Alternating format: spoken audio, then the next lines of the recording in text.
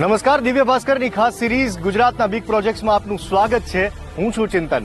આજે વાત કરવાની છે ગુજરાતના સ્માર્ટ લોકો માટે બની રહેલા સ્માર્ટ શહેરની, જે વડાપ્રધાન નરેન્દ્ર મોદીનો પણ ડ્રીમ પ્રોજેક્ટ છે.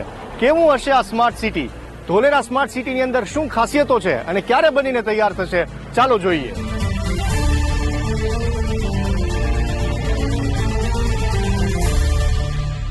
સિંગાપોરને પણ ઝાંખું પાડી દે એવા સપનાઓ સાથે આકાર લઈ રહેલું શહેર 920 સ્ક્વેર કિલોમીટર એરિયામાં ફેલાયેલું હશે, જેમાં રેસિડેન્શિયલ, ઇન્ડસ્ટ્રીયલ અને કોમર્શિયલ એરિયા હશે.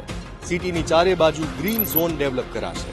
હાલ 22.54 કિલોમીટર એરિયામાં ફેઝ 1 નું કામ ચાલુ થઈ ગયું છે. ફેઝ 1 માં internal road network, water treatment plant, water supply અને સ્ટોરેજ માટેની ટાંકી છે. એ સિવાયની સુવિધા તમને સ્પોટ પરથી બતાવું. ધોલેરા સ્માર્ટ સિટીનું આ એ લોકેશન છે જ્યાં નજીકમાં જ 3 ફેસિલિટીઝ છે: હોસ્પિટલ, સ્કૂલ અને ફાયર સ્ટેશન. અહીંયા એક 200 બેડની મલ્ટી સ્પેશિયાલિટી હોસ્પિટલ પણ બનવા જઈ રહી છે, જેની અંદર આઈસીયુ અને જનરલ વોર્ડ પણ હશે. અહીંયા જે સ્કૂલ બનશે એની અંદર 12મા ધોરણ સુધીનું એજ્યુકેશન હશે. સાયન્સ, આર્ટ્સ અને કોમર્સ આ ત્રણેય સ્ટ્રીમ હશે. ફાયર સ્ટેશનની વિશેષતા જાણીએ તો અહીંયા 5 લાખ લીટર પાણીનો સંગ્રહ કરી શકાશે. 11 ગેરેજ વાળું આ ફાયર સ્ટેશન હશે.